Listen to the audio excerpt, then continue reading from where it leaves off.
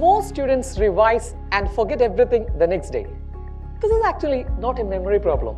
This is how our brain naturally works. Yes, നമ്മുടെ ബ്രെയിന് important അല്ലാന്ന് തോന്നുന്ന ഇൻഫർമേഷനൊക്കെ പെട്ടെന്ന് തന്നെ ഡിലീറ്റ് ചെയ്ത് കളയും. ഫോർ എക്സാമ്പിൾ, നിങ്ങൾ ഒരു തവണ മാത്രം ഒരു കാര്യം വായിച്ചു കഴിഞ്ഞാൽ ബ്രെയിൻ പറയും temporary file deleting in 24 hours. ഇതിനെയാണ് ഫൊഗറ്റിംഗ് കേർവ് എന്ന് പറയുക. ഒരു ടെമ്പററി മെമ്മറിയെ നമുക്ക് ലോങ് ടേം മെമ്മറി ആക്കാൻ നമുക്ക് രണ്ട് മാർഗങ്ങളാണുള്ളത്. ഒന്ന് സ്പേസ്ഡ് റിപ്പീറ്റേഷനും അതുപോലെ തന്നെ ആക്റ്റീവ് റിട്രീവലുമാണ്. These are the only two scientifically proven methods. എന്താണ് സ്പേസ്ഡ് റിപ്പീറ്റേഷൻ എന്ന് പറഞ്ഞാൽ? നമ്മുടെ ബ്രെയിനിൽ ഒരു കാര്യം ഗ്യാപ്പ് ഇട്ടുകൊണ്ട് നമ്മൾ റിവൈസ് ചെയ്യുന്ന സമയത്ത് അത് നമ്മുടെ ന്യൂറൽ പാത്വേനെ സ്ട്രെങ്തൻ ചെയ്യും, നമ്മുടെ ബ്രെയിൻ സ്ട്രെങ്തൻ ചെയ്യും. നമ്മുടെ ഒരു ടൈം ടേബിൾ ഇങ്ങനെ ആയിരിക്കണം.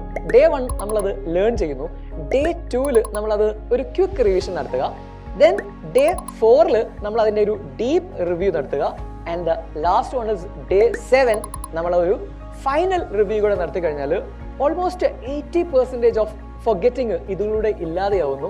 നമ്മുടെ ടെമ്പററി മെമ്മറിയിൽ നിന്നും കാര്യങ്ങളൊക്കെ പെർമനന്റ് മെമ്മറിയിലേക്ക് മാറിക്കഴിഞ്ഞിട്ടും ഉണ്ടാവും.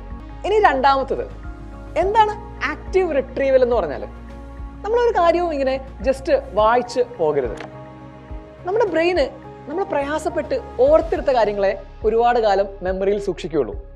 അപ്പോൾ നിങ്ങളൊരു കാര്യം ഇങ്ങനെ വായിക്കുന്നു, അത് പഠിച്ചു കഴിഞ്ഞ ശേഷം നമ്മളത് ബുക്ക് അടച്ചു വെക്കുക, അതൊന്ന് ഓർത്തെടുത്ത് എഴുതി നോക്കുക, അതുപോലെ തന്നെ ഒച്ചത്തിലൊന്ന് പറഞ്ഞു നോക്കുക, അല്ലെങ്കിൽ ക്വിസ് യുവർ സെൽഫ്.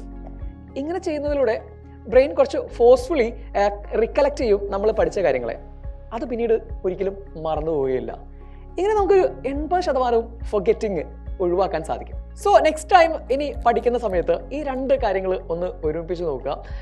സ്പേസ്ഡ് റിവിഷനും അതുപോലെ തന്നെ ആക്റ്റീവ് റിട്രീവലും ഒന്ന് പ്രാക്ടീസ് ചെയ്ത് കഴിഞ്ഞാൽ നിങ്ങളുടെ മെമ്മറി കുറച്ചുകൂടെ ക്ലിയർ ആവും, സ്റ്റേബിൾ ആവും, സ്ട്രോങ്ങർ ആവും.